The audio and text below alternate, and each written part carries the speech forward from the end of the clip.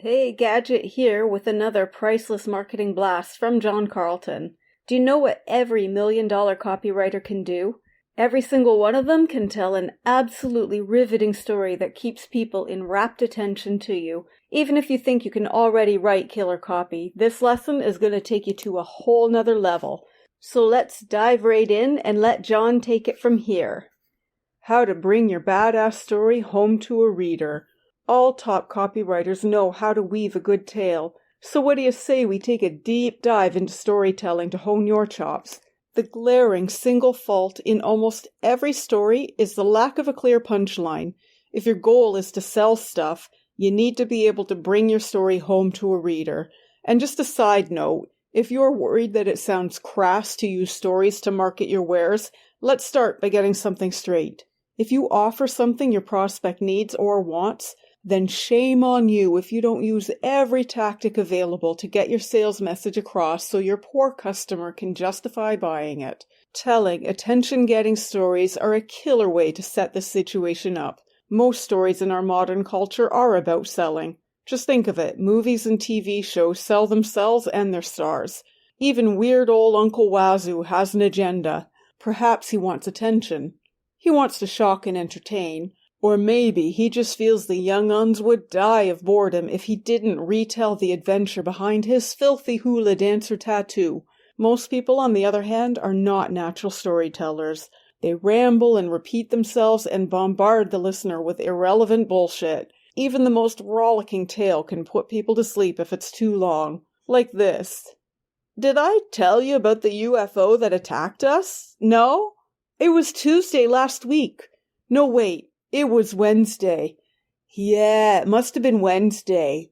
'Cause I was headed to IHOP to meet Susie for waffles. You know they have specials every Wednesday? You see how people get strangled? So let's learn to tell a whopper of a story in just 3 sentences. Your first task is to trim excess words and fluff. Here's the outline to help you become more concise. 1. The setup, where you tease the payoff to come. 2. Your plot elements, or the action, the fulfillment of the tease. And 3, the moral, which actually doesn't have to be moral in any righteous sense, it's just the punchline of the story. Or here's a more crude way to put it. Foreplay, climax, resolution. You get it now? Stories benefit from a focus on the goal, and the fewer interruptions, the better. Your reason to tell the story could be pure entertainment or a desire to sell lots of stuff. Just remember, it's not about you at all, even if you are the star of the story. It's about your reader or your listener. When you're done, they should feel something. Happiness, alarm, astonishment, greed. Think of what happens when you read a story to a little kid. Their eyes glaze over as soon as you say the words, once upon a time, and they eagerly transport themselves into a world far different from their own. This transporting concept is critical, by the way. You're driving the story, and you have to keep it on the road. Your reader will abandon you at the first hint that you don't know where you're going. So be pithy, be concise. Setup, action, punchline. That's it. Here's one of the best examples. I've been poor, and I've been rich. Rich is better. Notice that the words rich and poor are power words. Everyone has a feeling about being rich and a feeling about being poor, and no one needs a long-winded rant about how rich or how poor you were. Concise, memorable stories pack a punch. Good ad copy moves lightning fast to specifics. Now here's a simple tactic to help you bring your story home to your readers. Step 1. Tell your story using the 3-step outline I just gave you, with breathless prose that makes your prospect afraid to miss a single delicious detail. Step 2. Go back and tidy it up. Deliver the punchline or the moral or just the ending. You don't need any clever transitions back into your sales pitch. Instead, just say these magical words. And here's what that means for you. As the copywriter, it's your job to complete the thought. Continue the thread and go deeper into your sales message. Here's that whole story again from start to finish with the pitch at the end. I've been poor, and I've been rich. Rich is better. And here's what that means for you. You can continue believing that money can't buy happiness if it makes you feel better, but let me tell you that having a pile of extra cash is a fabulous feeling, and your life gets better almost immediately. Plus, I've already done the hard work of going from clean broke to filthy rich. I know all the shortcuts, and I'll share them with you. Do you see how that works? Super tight and super short with not a wasted word. Are you ready to give it a go? Step 1. Tell a short 3-line story using the setup, plot, action, and punchline. Step 2. Write a 1 or 2-line segue to bring your story home to your reader. That's all. Keep it short, but you're allowed to be nonsensical for this exercise. Just think really, really hard about how the moral or the punchline of the story might lead to a sales message.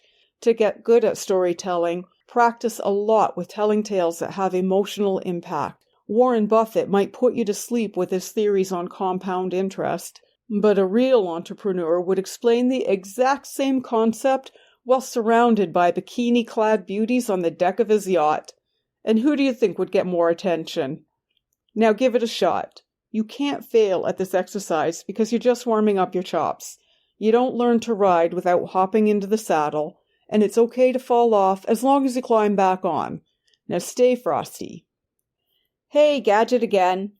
Here's a quick recap of the exercise. 1. Pick an emotion that you want your reader to feel. 2. Write 1 sentence each for the setup, the action, and the punchline. And 3. Use the line, and here's what that means for you to segue into your pitch. Don't be afraid to be silly, fantastical, inane, sloppy, or just plain weird. Make up words if you like. No one's judging you. Okay. Yeah, who am I kidding? This is the internet. We're all judging you. But you don't know us, so who cares? Besides, we're just warming up, remember? I'll go first. 1. My goal is to make you feel happy. So here's my story. My cousin was heartbroken because he had to give away his cat, so I took her. This cat turned out to be nuts and spent all day hiding under the bed. A week later, she's a different animal, snuggled up beside me and purring like a lawnmower. And here's what it means for you. If you have a scaredy cat that does nothing but hide all day, get yourself a Feliway diffuser developed by veterinarians to calm and soothe even the wildest of felines. Okay, I went. Now it's your turn. Post your story in the comments and let's see what you come up with.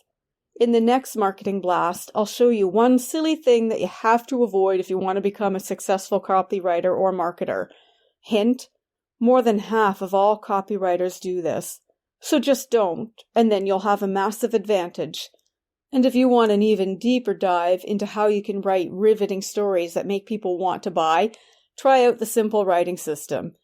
You can get all the details right here.